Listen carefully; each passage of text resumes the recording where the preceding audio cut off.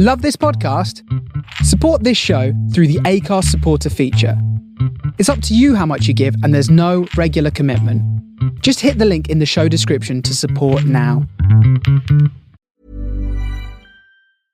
This summer, Instacart is bringing back your favorites from 1999 with prices from 1999. That means 90s prices on juice pouches that ought to be respected, 90s prices on box mac and cheese, and 90s prices on ham, cheese, and cracker lunches. Enjoy all those throwbacks and more at throwback prices, only through Instacart. $4.72 maximum discount per $10 of eligible items. Limit one offer per order. Expires September 5th while supplies last. Discount based on CPI comparison.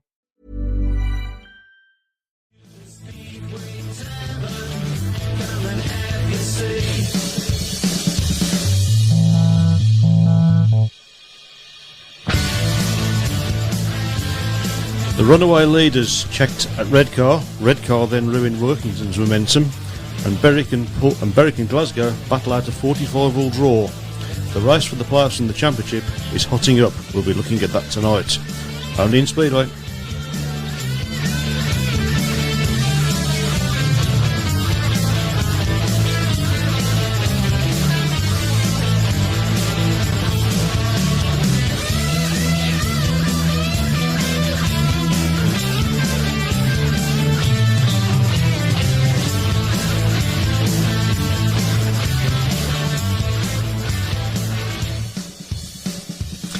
Good evening and welcome once again to the Speedway Tavern. How's your week been? Hope it's been a good one. In the studio tonight we have got Webby. Hello. Say hello. Very nice. We have got Matt. Hello. And we got me. Hi. How are we doing, gents? All good. All All good. Yeah. Fantastic. Is your voice going to last the show, do you think? Or I beg your pardon? is your voice going to last the show? I'm not sure, actually. I'm not sure. It could, but you know, everybody's going to say bets out there, hoping that it's going to go. I think we shall see. We shall see. Be a glorious engine failure on the last lap, wouldn't it? Yeah. No, I just forgot to turn the fuel on. Anyway, we've got a few things to talk about. Where shall we start this week?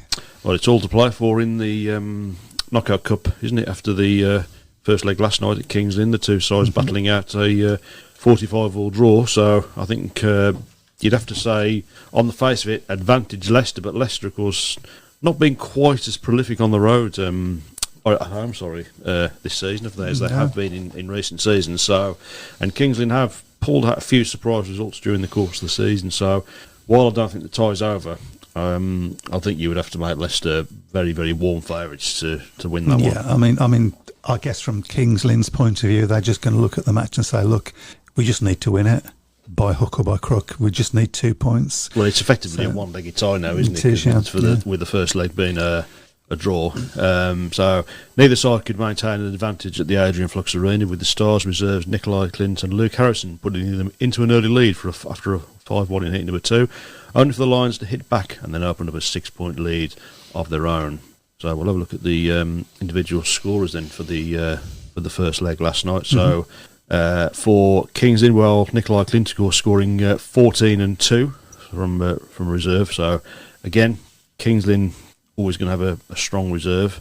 Jankovic 11 and 1, Richard Lawson 2, and obviously the big disappointment for them, Chris Harris only scoring 4 points, and Niels Christian Everson only scoring 2 from the number 1. That's a big surprise, position. Really. And for the Lions, reasonably solid all the way through. Tom Brennan obviously rode as a guest for Leicester. He's top score with 12 points. Ryan Douglas 8, Sam Masters 8, and Max Frick 9 and 2. I suppose Leicester really will feel maybe their reserves let them down. Drew Kemp failed to score from his 3 rides, and Joe Thompson scored 3 points from his 5. So all to play for in the second leg on Thursday at Leicester. So Drew Kemp, there was a point in Speedway history not that long ago when you would have looked at Drew Kemp and you'd have thought surefire number 1 British League rider, you know.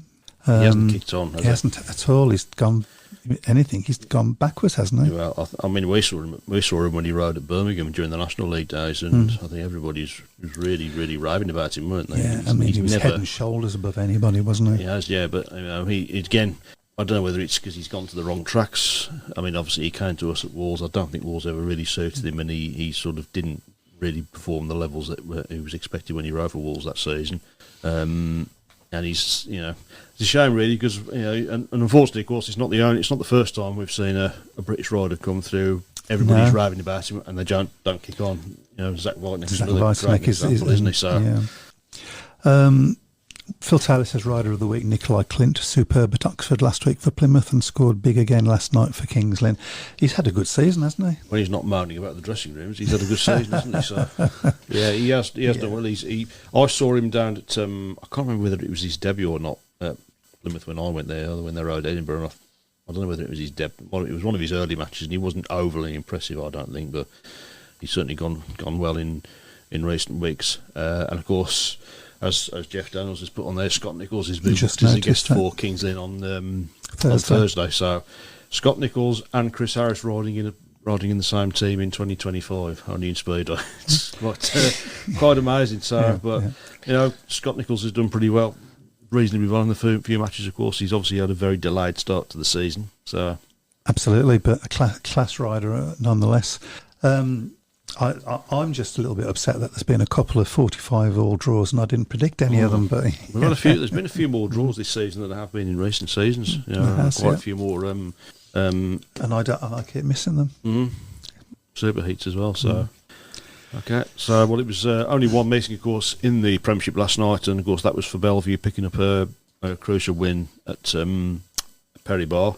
I think, the big difference really last night was Norrie Bladorn. I think he rode superbly well. Who is my rider of the week, by the way? Always, but to be fair, he always rides Perry Bar very well, doesn't he? So, I think, obviously you weren't there. I think you watched it on the stream, didn't you? I watched it on the stream, yeah.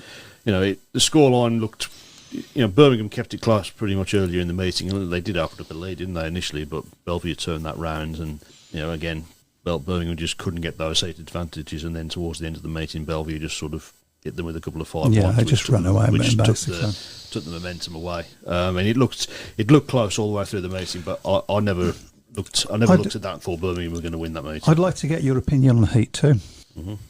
I can remember it. So Heat 2, Christina Turnbull said unsatisfactory start and brought them all back. I can't remember the riders involved, but one rider went straight into one of our riders, but nobody came off. Yeah. And everybody was still under power. And the only rider he disadvantaged was himself. Yeah. And then she called them back. Didn't affect the results in the end. No, it was still the same. It was still a 4-2 to us in that heat. But I was watching it and thinking, well, that's not right, is it? What did your opinion? What did people think of the track? Of the track? At the track. I think there was possibly an argument with saying, well, he's punished himself. But, nobody came off. That's the thing. Nobody came off. Everybody was under power and nobody came off. So what was we stopping it for? If you're stopping it because it's an unsatisfactory, then somebody's at fault, surely. I just feel like referees now sort of have this mindset of, well, the supporters want to see 4 riders contesting the first corner. Personally, I think all fans want is fairness, ultimately. So I think it's some decisions, some referees I think would have made the decision not to pull that back, some wouldn't. So swings and roundabouts, really. And at the end of the day, it didn't affect the result. I mean, the intrigue... Absolutely, it didn't affect the result. The intriguing one for me was Heat 1. I mean, we just mentioned Norrie Bladorn there, but I'm not quite sure what happened to Paco Castagna in that first heat. Because he was really going for it. It was, yeah. I thought going into... I think it was going into the last lap. I thought Bladorn was going to stop because he suddenly looked really, really slow, and then Paco slowed right behind him. Some people around me were suggesting whether Paco had miscalculated the laps, which it's not unknown for unknown for riders to do that. I wondered whether he thought that Bladorn was going to stop, to be honest, because Bladorn suddenly looked really, really slow, didn't he, and then took off again. It was a weird one. Yeah. Again, didn't affect the result, but we'll have a look at. There were some comments that I was just going to talk about. Yeah. But then, as ever, Before you move away from those, you Okay. might want to read those too, Sue. So, as they're on the same subject. Chris Black, must be tough for the Brummies. They're giving away 10 points to most teams in the team averages. It's about 8 points now if they're below the limit, aren't they? Yeah, Birmingham? So- but other teams are above the limit. Yeah. So, like he says, we're giving away 10 points. Yeah, I mean, I've said all I'm going to say about that for the time being. It's not great. You can't pretend it's great. Ben Creswell says Christina Turnbull up to her tricks again. Best I don't comment on that either I think. But I think in fairness, I think Bellevue were I think losing that meeting earlier in the season at Perry Bar really did hurt Bellevue, particularly Mark Lemon, and I think they were. I don't think that they were not going to make any mistakes last night, to be honest. And I mean, to give credit where it's due, we put up a show for up until about midway through. You know, There was a couple of good passes in the first few races, but the track again went very slick. went didn't horrible it? again, didn't it? So. Jeff Daniels said Dixon had to have words with Kemp last night, saying his head wasn't right. Yeah, I mean, I don't know what that means. Yeah, I don't know. It's a weird one. He seems to be a class rider. Yeah. Yeah, but you don't know what's happening at home, do you? Fred Graham was at both Glasgow versus Berwick matches last weekend. Tigers won 47-43 on Friday, and outstanding riders Vileds Nagel and Jonas Jepperson. Then we'll talk a little bit about Jonas Jepperson as well, I think. Then on to Berwick, and what a meeting. Tigers very weakened side, and great job by the four Tigers, left Harris, Howarth, Hodder and Perry, and what a superheat win. We all left very happy and celebrated on the supporters' bus home. Give us a tea. No, I'll have a coffee, please. Yeah, I mean, I think Jefferson's going to go well in that league. I think he'd probably do better riding for a track that's got a bit of grip on it. I think Because at the beginning of the meeting, when we was grip on the track, he gave a really nice pass. Got us a 4-2, I believe, at that point. I think he'd be better riding in a position than the team that he should be, which he Which has is done reserved for Birmingham. Yeah, So yeah, he should be a because reserve. of the way the shouldn't team's been built. he? Yeah, we spoke about that before, haven't we? Okay, Peter Clark. Thank you, Pete. Looking forward to seeing Nick Morris riding for Sheffield next Monday. And that brings us on to the next big story, doesn't Yeah. it? Sheffield have made a major move in the transfer market approaching the deadline with the signings of Nick Morris and Joe Etheridge to replace Lewis Kerr and Justin Sedgman. Tigers promoter Damien Baker said, "We have been keeping a close eye on performances for a while now, and we hoped something would improve in certain areas of the team. Our 18th league meeting and therefore our transfer deadline is just around the corner, and with the new averages coming out later this week, we just had to do something. From here on in, we're only looking forward and want to try and rebuild that togetherness and momentum we have at the business end of the season." I mean, there's been a lot of rumours all the way through the season about Nick Morris coming back to race in the UK. You know, we sort of know sketchy details about why he wasn't riding over here, but you know, and if they can get the Nick Morris of 2-3 years ago, I think that's a really shrewd move from Sheffield. And it is a slight gamble, but maybe they needed to make that it's going to gamble. be interesting to see what sort of reception he gets at Perry Perry Bar Bar, next, yes. because he didn't. I don't think he endeared himself really to the Birmingham fans, did he? So he was a major disappointment, I think. But also, his last meeting against, I can't remember who it was now, but was it Glasgow? Oh, I don't think it was Glasgow. I'm not sure whose last meeting was, but he really didn't endear himself. He failed a test, as I remember, and But the one thing I would have to say is, of course, anybody that has any doubts, of course, he should come back. He's done his time. Yep. Yeah, there's no doubt about that at all. Morris Etheridge in for Sheffield. Kerr Sedgman out. I think they're probably moves that they had to try. Yeah, I think so. Yeah, Sheffield, win the thing. Again, Sheffield's target is to win the league, and ultimately, you know, they've had all sorts of issues this season. Of course, you know, we're obviously losing Ty Wifferton, who, of course, as a few people have put on the comments, quite amazingly was back on a bike at the weekend, racing in Rosslov. I think he was doing some practice in there.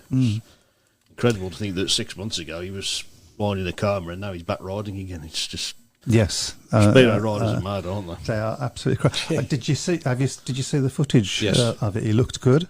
He looked happy to be on that. He looked bike. happy there. It's always difficult, I think, when they're going round on the road. And the test is going to be when if he does decide to have another go. It's going to be when he gets into the first corner and he's got 3 of the blokes with him. So.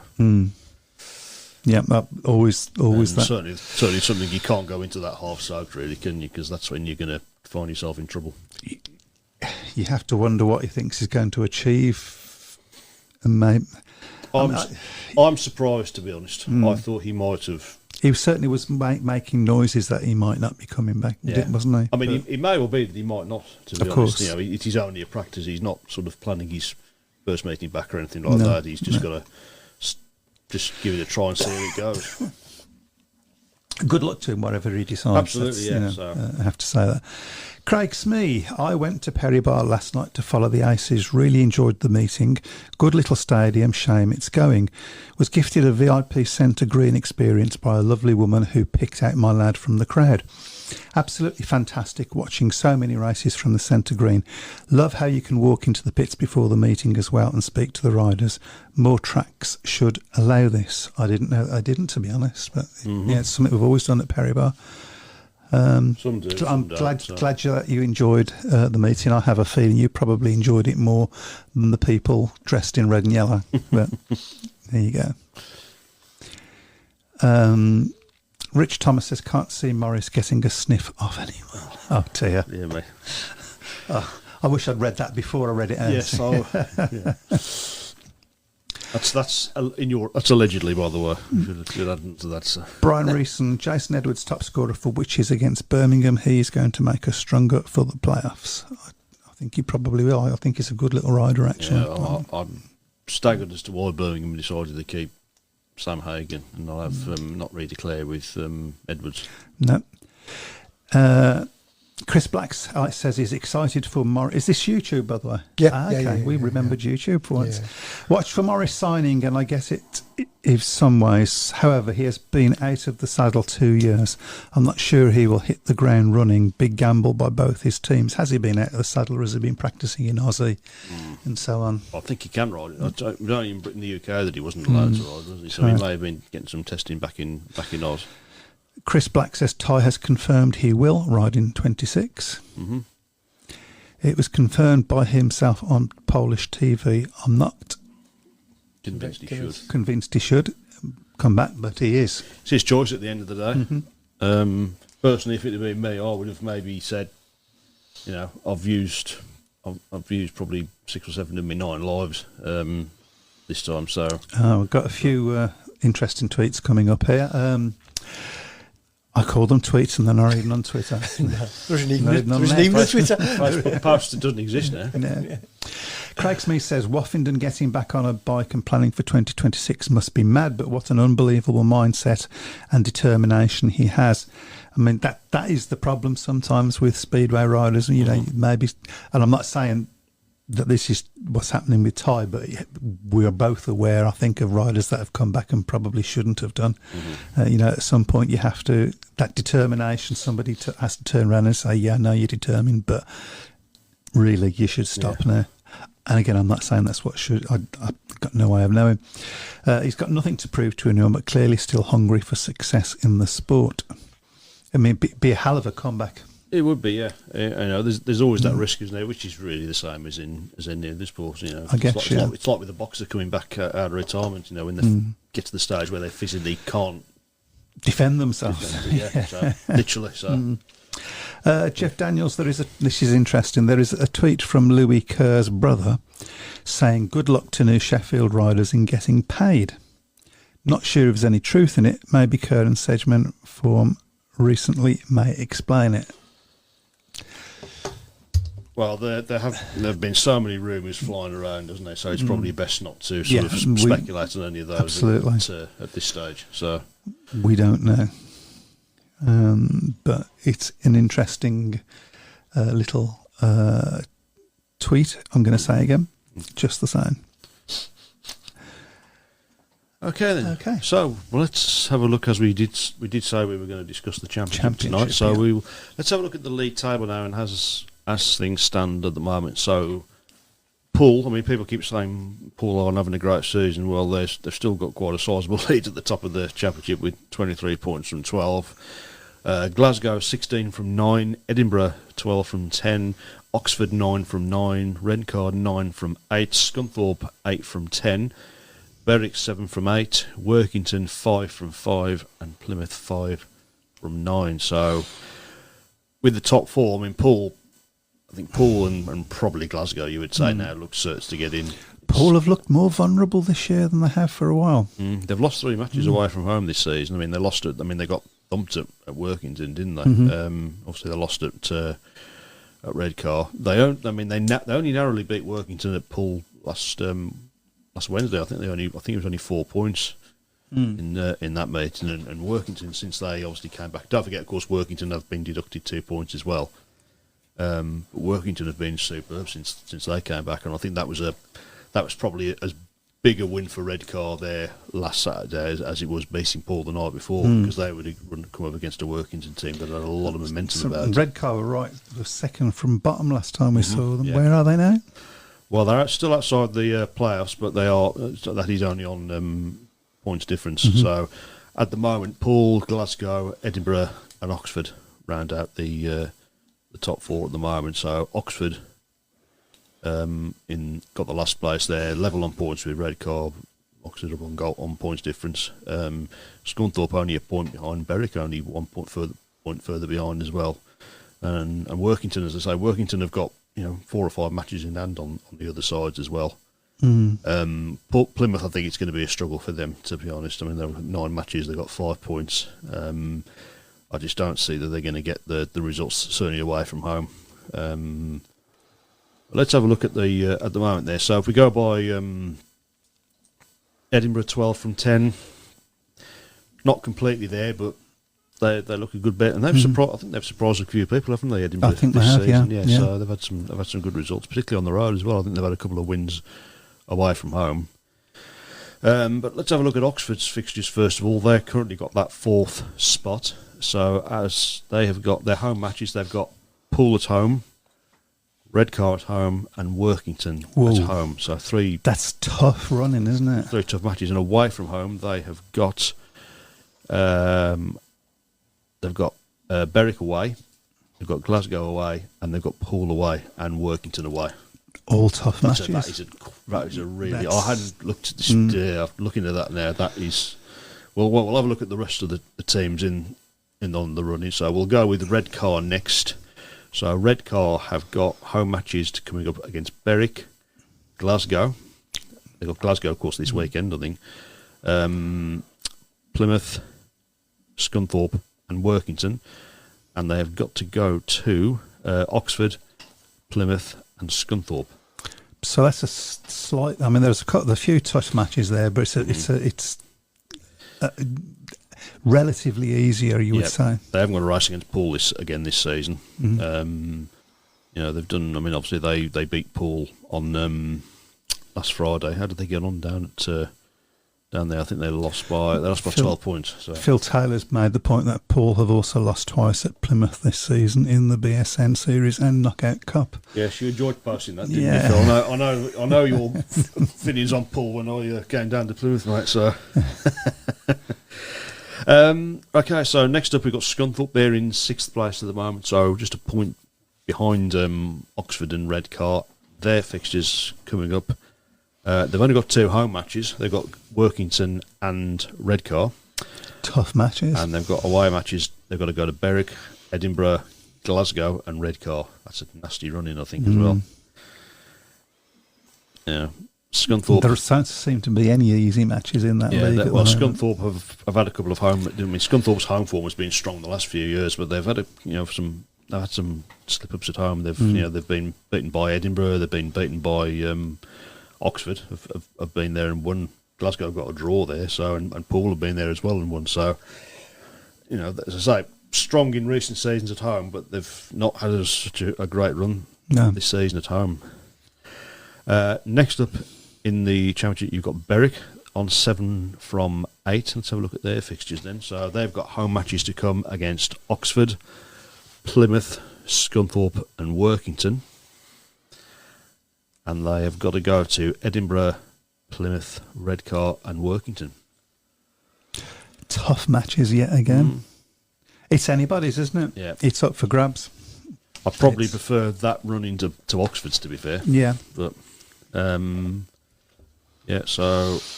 And Workington, well, I think we can probably, say we can probably rule Plymouth out, but the big thing Workington, of course, have got is they've got so many matches to catch up on, so they've got 5 points at the moment. So they've got the home matches, they've got to race Berwick, Edinburgh, Glasgow and Oxford, and they've only had one away match so far this season. That was at Poole, so they've got to go to everywhere else. So, well, that's pretty tough as well. So I'd say Redcar looked to me to be the... That's quite... I think, did we not say Redcar at the beginning of the season? Well, the last couple of years I've been pushing Redcar as potential contenders, and they've never really quite been there. But maybe this will be the... Yeah. Maybe this will be the... Yeah, but I think Poole 23 from 12, I think they're pretty much shoo-ins to get there, and it's the old adage, isn't it? You never ever write off Poole in the playoffs. Never write off Poole. Glasgow 16 from 9. I think they're probably not mathematically not there, but I think it's going to be a bit of a major capitulation for them if they don't get there, and Edinburgh as well. Could we possibly have a Glasgow against Edinburgh final? Would it? Well, that would be something, wouldn't it? We'd all go and watch that, I think. You know what? That's one meeting I'd love to take in next year, a Glasgow Edinburgh derby, because they are quite spicy from. You mean they don't like each other? Not particularly, no. Oh, right, okay. For some reason, I don't know. I don't think it's as intense as Wolves Cradley was, but yeah. Right. Let's just go through a few of the notes that people have put up. I need you to go a little bit higher for me, please. Thank you. Well, right. So Craig Smith. No, there's one above that one. Sorry, yeah, because it doesn't. Pete Clark says it was stated in last night's programme that Edwards didn't want to return to Birmingham. He wanted a longer season in the playoffs. I had heard that, and it makes sense from his point of view, I guess. I don't think anybody was envisaging Birmingham getting in the playoffs, to be fair. No. I don't think Birmingham wants to get in the playoffs, but enough of that on another day. Pete Clark, has Edwards signed for a playoff team? Tolly didn't seem too happy about Edwards and seems aggrieved he's guesting against the Brummies on 2 occasions since. Has he signed for? He has signed for somebody, hasn't he? Yes, he signed for Ipswich. Ipswich. I'm sure it was Ipswich. In fact, somebody commented about it earlier, which I think strengthens Ipswich a lot, especially if it can get the sort of form that we expect to see. Craig Smee says, who is going to win the Premiership Knockout Cup? That was a great meeting. Watched it back today on BSN. I think you got to say Leicester on the balance of probabilities have got it, but don't rule Kings Lynn out, because Leicester, as we've said before, they've shown vulnerabilities at home this year. I mean, they've lost to Birmingham. I mean, for God's sake. Birmingham, he won there earlier in the season, didn't as he, well, on the opening night? So. Good weekend for Ben Trigger, says Nick Skippy Matthews. Paid 27 from 9 rides in National League and 6 paid 8 at Berwick in Championship Rider of the Week contender. Get your Riders of the Week in as well, please. You got Norwich Bloodhorn from yes, me, I got didn't it. you? Yeah, okay. And Clint, somebody said Clint. Craig goes, yes, please, on Championship final, Tigers versus Monarchs. That would be something. I would be very tempted to get the stream for that if that's the case. Yeah, that would be something. It's always tense when the two of them meet, so with the stakes being... Chris Black says in 2015 Glasgow and Edinburgh had a cup final and playoff final. They were fantastic, and I think all the cup matches since have been close and great atmosphere. Okay. Life is a workout, and Smoothie King is here to help you power through.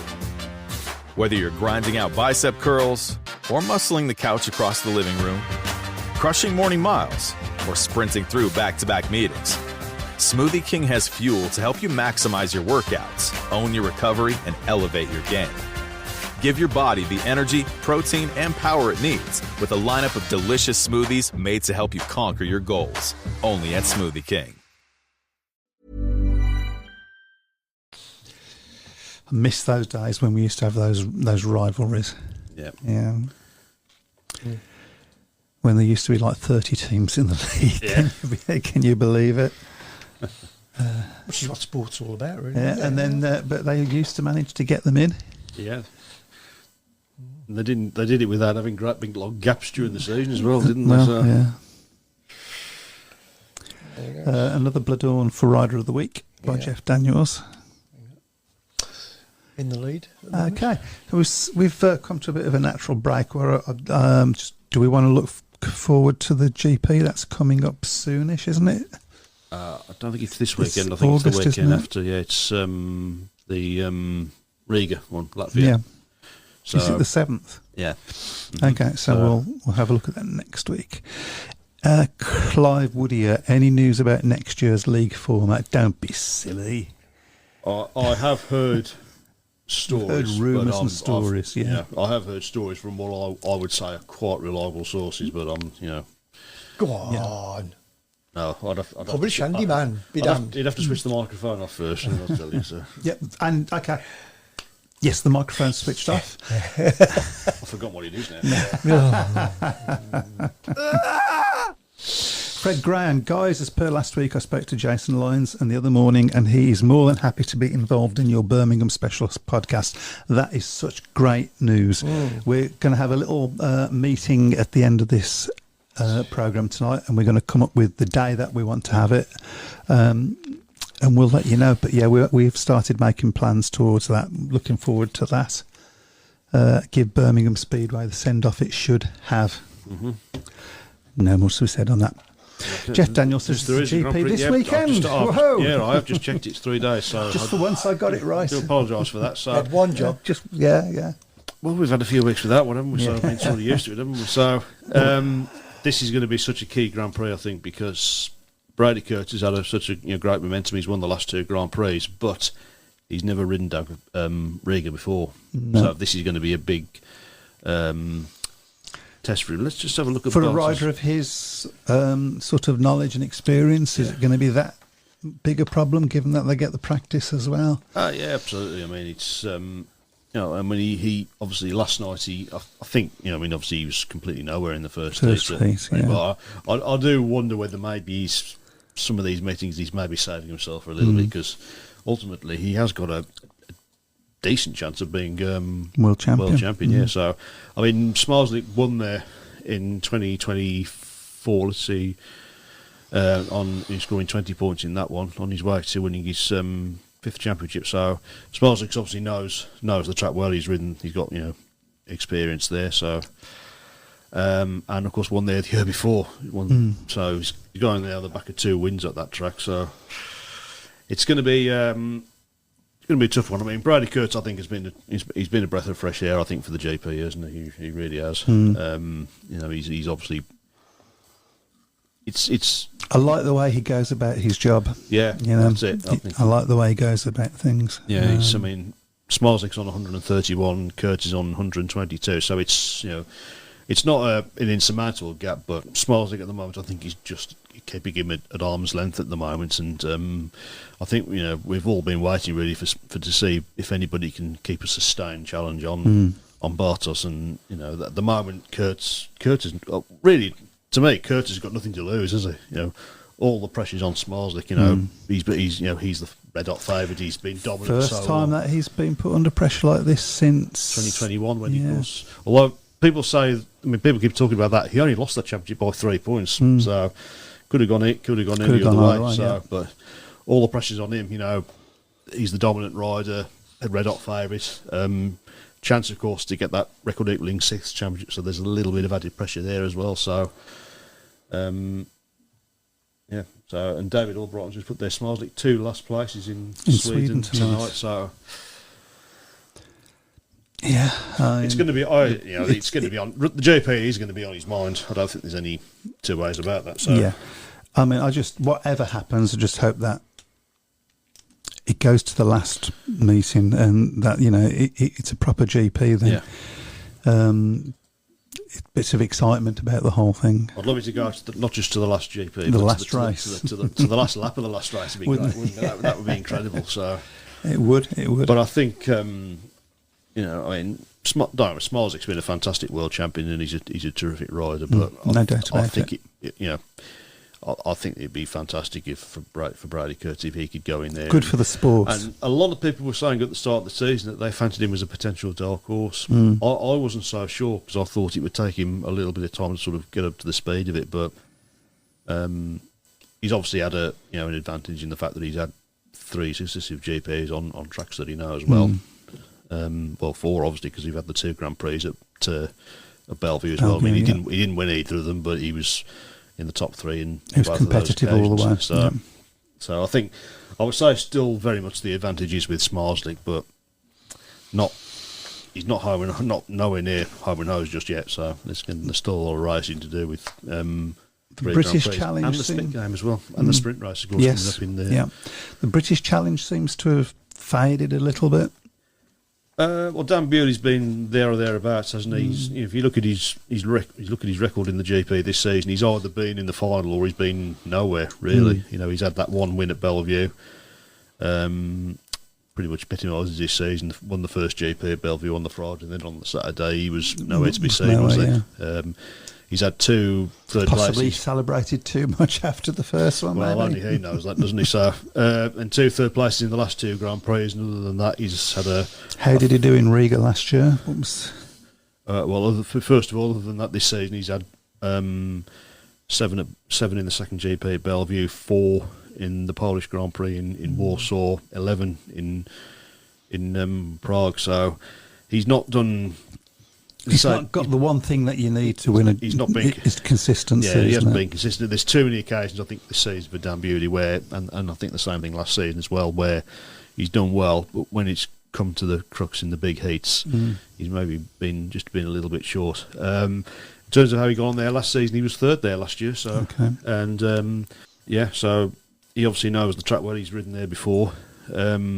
I think the big disappointment in terms of the British Challenge has got to be Robert Lambert. He's second place last season, but he's had a really, really rough run this year. Only in 8th place on 57 points. Hasn't even been in the final yet. So he's had only 3 Grand Prix where he's hit double figures. So he's going to be sort of his targets now. Ultimately, is to make sure he gets into that top 6. He's only 2 points off, in fairness. Someone was just mentioned there. I think it was Phil Taylor.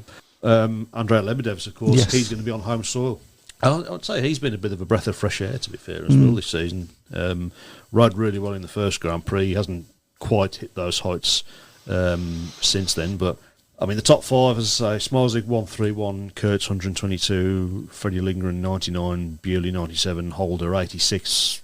I think that's pretty much sorted now, but then you've got Lebedev's 59, Max Frick 59, Lambert 57, Dominic Cabrera 51, Kvetch 49, Mickelson 48, Thompson 45. So that last spot, I think, is going to be very, very tight all the way through. So okay, so we're going to be doing the prediction table in a minute, but we have a moan. Yeah, yes, I have seen that, Skippy. I did correct it on the updated table. So there you go. Yes, it was a mistake. Yes, it was a mistake. Yeah, we all make mistakes occasionally. So. As the Dalek said, climbing off the dustbin. dustbin. Can we withdraw his fees? I beg your pardon? Can we withdraw his fees? You've got to give me some first. Oh, of course. You didn't tell him. I was going to say he gets fees. Hold on. Oh, cracking. Go. My life. More than the 10 pence you give me. You have to share that. Oh, okay. Okay, well, shall we move on to the Prediction League? Yep. Looking at the time. Okay, let's get a... Where are we? Oh, God, lots of reds for me. Oh, I had a good week, didn't I? Didn't I did it? Yeah, you did. No, I don't think that's not last week's. Oh, isn't it? That's not last week's, no. Okay. Sorry. Okay. He was getting very excited. Let me have a look. It's not I think you did have a good week last week, to be fair. Okay. Let me have a look. Is that this week's? Okay. That's you can see, folks, that we really, really plan this show. Okay. Well, go ahead and I'll search for it and see what's going on then. Apologies. I'll have a look for it. So let's go ahead with the prediction leg then. I did send them to you, didn't I? So I sent them to you last night. So. Yeah, I've probably uploaded an old one. Okay, while Webby's fiddling with his knobs, Again. Wow, missus. let's have a look at the fixtures we've got coming up for the following week. And He's going to fiddle with his knobs and give predictions at the same time. I am, yeah. I can multitask my bloke. Right, okay, so first of all, we'll start off with tomorrow night in the Championship, Poole against Oxford. That's the one, yeah. I'll do. Okay, so are we? We're not yet in territory where Poole have got to win. Yeah, really. But I'm going first, by the way. I'm going to. Oxford has such a good, strong last few meetings. I'm still going to say Poole by 10. I'm going to say Poole by 8. Poole by 12. Okie dokie. Okay. Well done for that. And then on multitasking. Then on Thursday we've got the second leg of the cup final, Leicester against Kings Lynn. I'm so glad you go first. I'm going to say Leicester by 10. Leicester by 14. I'm going to say you're going to do it. Yeah, I thought you were going to go down. Just because I want it to, as much as anything, I'm going to say it's a draw. Yeah. Superheat prediction. Mm-hmm. Leicester. You don't get extra points for the predicting the season. No, bro, I just thought I'd do it for a bit of fun. I'll say Leicester. What did you go for? I forgot. Say it again. Who was it? Leicester versus Kings Lynn. Kings Lynn. I'm going for Leicester by 10. Okay then. Right. Big night of Championship action on Friday, starting off with Redcar against Glasgow. It's going to be That'll be tasty. Yeah, I think this is... looking at the fixtures, this is probably Redcar's toughest fixture of the season, certainly at home. So, I'll still go for Redcar by 4. Am I going to go for a draw again? There's been a few draws this season, haven't there? I'll say Redcar by 2. Mm-hmm. I'll say Redcar by 4. Okay, next up in the Championship, also on Friday, Scunthorpe against Workington. Scunny versus Workington. I'll say Scunthorpe by 6. I'll say Scunthorpe by 10. I'll go in the middle, Scunthorpe by 8. Okay. Edinburgh against Berwick is the next one in the Championship as well. That's up to you, Matt. Edinburgh by 8. Edinburgh by 14. Edinburgh by 12. Okay. Plymouth against Workington is the next one. I would say that's if Workington want to get in the playoffs, I would say that one is going to be they've got to be looking to go to Plymouth and win. I think so. And Webby, what would you reckon? Plymouth by 4. Workington by 2. I'll go Plymouth by 6 on that one. Okay. Berwick against Oxford is the next one. So two sides in direct opposition, I think, for that last spot in the top 4. Berwick by 6. I'll go Berwick by 10. Berwick by 2. Okay. Glasgow against Scunthorpe. That's in the Championship as well. That's on Saturday night. And that's up to you. Glasgow by 14. Glasgow by 12. I'm going to say 14 to Glasgow as well. Okay. And then we drop into the National Development Trophy. Leicester against Plymouth. That's up to you, Webby. Leicester by 12. Leicester by 10. Leicester by 16. Go for that one. And then in the Premiership on Monday, Bellevue against Ipswich. 45 foot now. No, I'm going to go draw. That wouldn't surprise me, actually, in that one. I'll go for Bellevue by 6. Bellevue. Sorry, I'm having a moment here looking at the table there. Is you seeing yourself at the top? Yeah. Bellevue by 6. Okay, so a close one then. So the next one is Birmingham against Sheffield. I suspect this one might not be close, but we'll see. How many points is Nick Morris going to score? Probably score 16 when he was something stupid like that. So. Okay, go on then. I'll go Sheffield by 16. Sheffield by 12. Sheffield by 16 as well. Yeah. Next time we turn up at Perry Bar, I think Nigel's going to be polishing his size 10s, isn't he? So ready for us there. So. And finally, for a bit of variety for Kings Lynn and Leicester, they race each other again next Monday, and that's in the Premiership. Kings Lynn versus Leicester. Yep. Of course, They've just It's up done to me, isn't it? Yeah, they've just done a 45-45 all draw. Just to give you a pointer. I'll go Leicester by 2. Kings Lynn to be smarting after losing the Knockout Cup. I'll say they win by 8.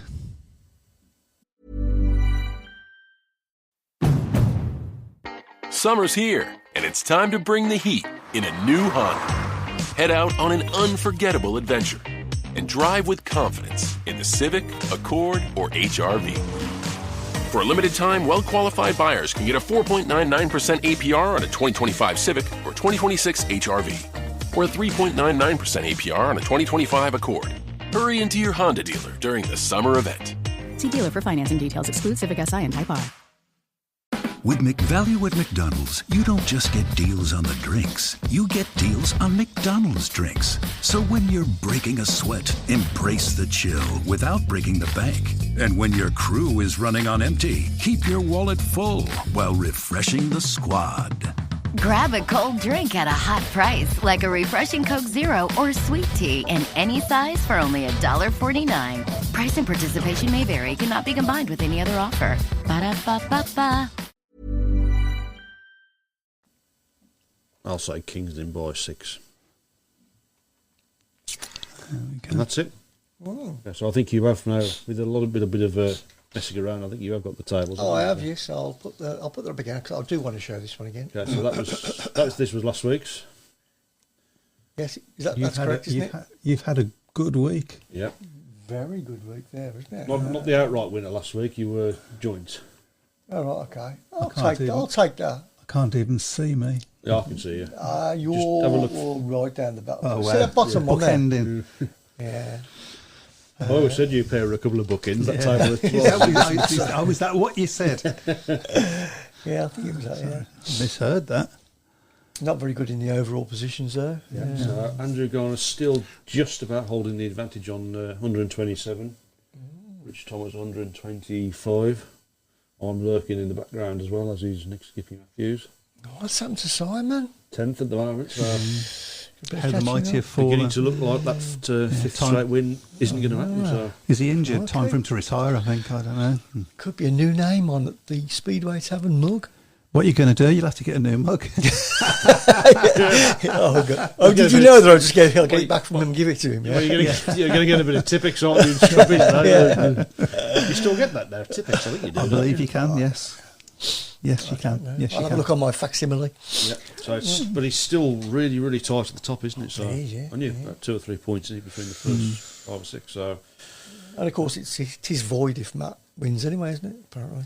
Rule 6, paragraph 4. Yeah, I mean, I don't mind, to be honest. I don't mind, to be honest. But just remember that you don't. If he does win, you don't spell Matt M-A-T-T. I'll tell you later what you Yeah, spell. okay.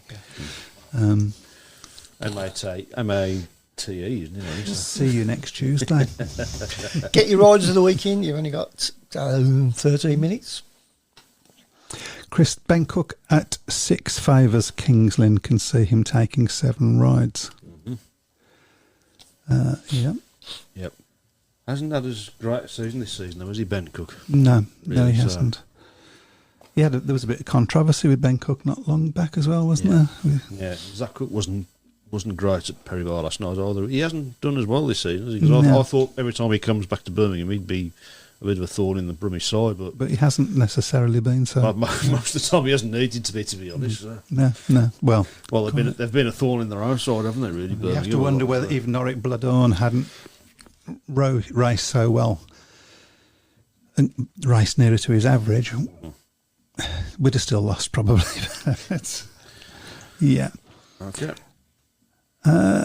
Kings Lynn has Scott Nichols as a guest in the Knockout Cup. They have final. indeed, That yes. is going to be. I mean, he knows Leicester quite well, I believe. Yep. So yeah, I'm going to keep my eye on that. Actually, it's going to be an interesting one, I think. Yep. So in terms of the Premiership, I think we're pretty much clear now on who is going to get into the top 4. I think that's pretty much set in stone. But we will just have a look at that just for sight there. So Ipswich and Bellevue locked together on 31 points. Ipswich have got a match in hand. Leicester on 27 and Sheffield on 26. So while the top four is pretty much set in stone, don't know what order it's going to be. Yeah, so that's going to be. I mean, that's going to be interesting to look forward to. Then you've got Kings Lynn 14, Oxford 11, and Birmingham on 6. I don't even think Birmingham are going to get double figures, to be honest. But So, is it too early to start looking at? If you're Bellevue, who do you pick? Oh, you don't. There's no pick anymore, is there? No. It's first against fourth and second against third. So as things stand at the moment, Bellevue would be racing Leicester, and of course that was the final last season. So, and Leicester, having done so well to get there, really were disappointing in that final, weren't they, on both occasions? So, So I think at the moment, if the season stopped now, you would have Bellevue against Leicester and Ipswich against Sheffield, and that Ipswich Sheffield one, tough one to call, wouldn't it? Really, it is, particularly as the rider changes. You don't know really how that's going to affect things. Yeah, it could be good or bad. You don't know. Yeah. Chris Thorogood said first versus fourth, second versus third, unless they decide for commercial reasons it isn't. Which is sort of what happened last year, as you recall. Yeah, Pete Clark's just put something very similar on as well, hasn't he? So. The playoff order will be what Phil Morris wants. Okay. We ought to get Phil on the show, you know. We did have him on the show before, didn't we? He has been on the show before he became CEO, of course. Yeah. Maybe next year we'll be able to get him on when we haven't got such hard club affiliations here. Yeah, so as a Bellevue fan, I'd rather have Leicester, even though they're the team banging form. But Bellevue ride better at Leicester than any of the other tracks. We're dreadful at Ipswich. Now, your chances are you're going to get Ipswich at some point if you stay in. Well, at the end of the day, if you want to beat the best, you're going to have to beat Ipswich at some point. But the interesting is going to be with Sheffield as to what those team changes are going to do.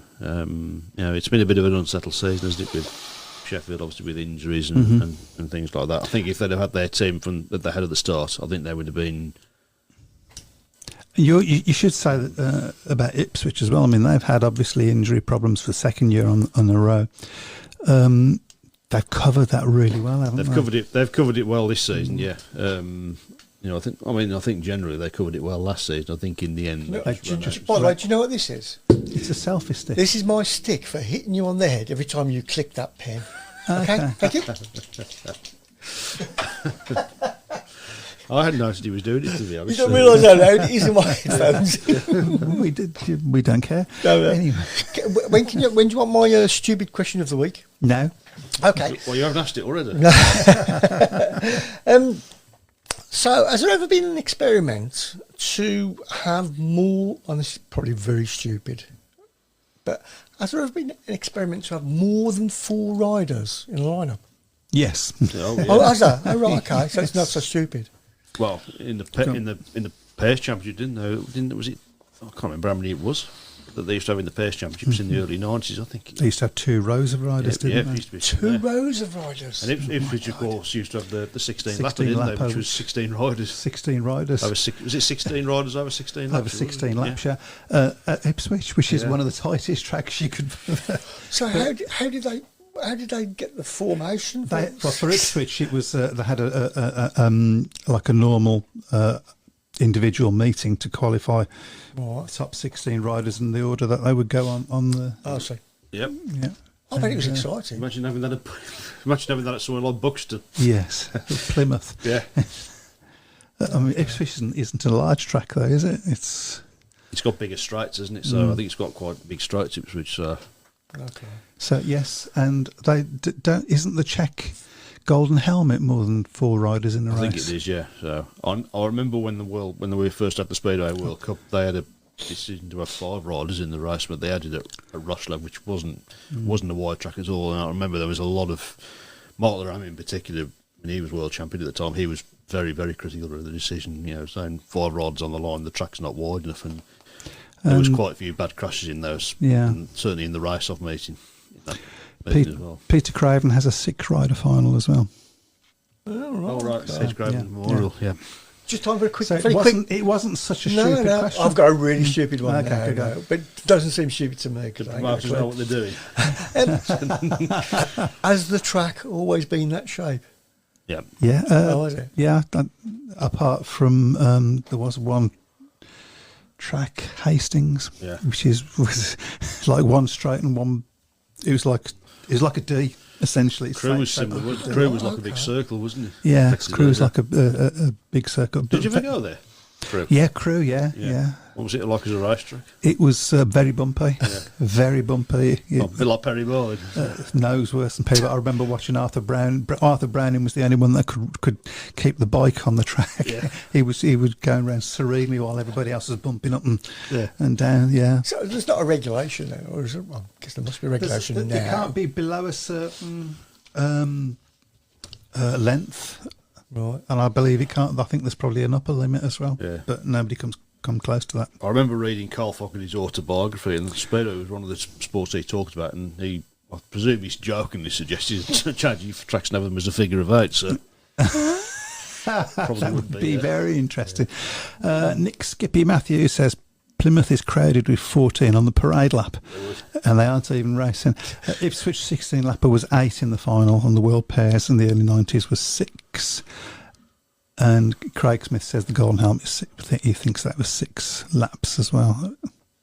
So I think there was a period of time in the older league when the last race was 6 laps as well for a couple of years. When I don't know whether that was Sky's request or whether that was one of the BSVA's rules. I don't know about that one. It didn't last very long. A lot of the BSVA's fads, to be honest. So. Yeah. I'm just thinking the more laps, sure it's going to make it more I seem exciting. to remember, I've dredged up a memory from somewhere that originally in Australia they were 5-lap races, not 4-lap races. Somebody out there will tell me whether I've got that right or not, but I'm pretty sure that originally in Australia they were 5-lap races. I'm sure I've read that somewhere. Beano or something like that. I don't know. Yeah. Well, you were in Australia last year, didn't you think to ask while you were there? Didn't get. Do you know what? I One didn't get job. to see any. Unfortunately, did not. It's such a big country and did not go anywhere near Any a speedway. speedway track. I was invited to one Yeah. by Nick Pearson's dad. Yeah. Because he knew, not Nick Pearson, you know him, James Pearson. His dad invited me over to see. I can't even remember what the match was now, but I was nowhere near it. It was. Yeah, would it's been- not like just driving down the road No. in this country, is it? It's, No. Which was a shame. I would have loved to have been able to have done that. But hey ho. Phil Crump was the king of the 16 lapper. yeah, he had a film interval in that competition, didn't he? So, Yeah. 16 laps. I think the idea is to gate out front and let everybody else crash behind you. I think Yeah. that's the Hans Nielsen won it a few times as well. Yeah. There was a 5-lap heat last night at Kings Lynn. That's been known, isn't it, for Yes. when you get stuff like flag marshals putting the wrong flag out and things like that. So. Yeah. You've seen some of these flag marshals. It's surprising they can count up to 4, if I'm honest. Yeah. But sorry, Trevor, didn't mean you. Right, well, there we go. It's been an interesting, Hour? yes, an interesting week in Speedway, an exciting week, I think, with some of the results and so on. Yep. Pete Clark says, wasn't Speedway run over a certain distance once upon a time, regardless of how big the track, so you could Get lots of laps. I do not know, but somebody out there will tell us. I do not know. Well, thank you very much, everybody, for joining us tonight. I believe that was the music I heard in the background, Yeah, was it? that's someone telling us he wants us out. Yep, he wants us out. Oh, we did that. Next week we will be back and we'll let you know when the Birmingham Speedway Memorial meeting. Yeah. You don't get one of those, unfortunately. Say programme. That's that. Thank you very much. And good luck to everybody. Good luck to Kings Lynn and Leicester tomorrow, isn't it? Yep. I'll be watching Thursday. that one. Yep. Take care, everyone. Bye-bye. Good Good night. night. Welcome to the Speedway Tavern. Come and have your say.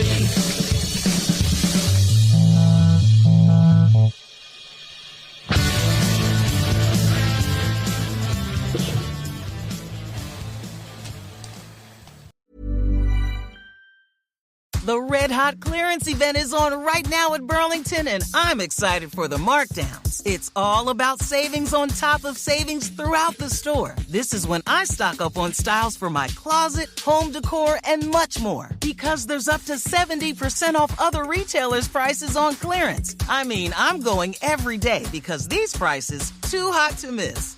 Burlington, deals, brands, wow. Styles and selections may vary by location.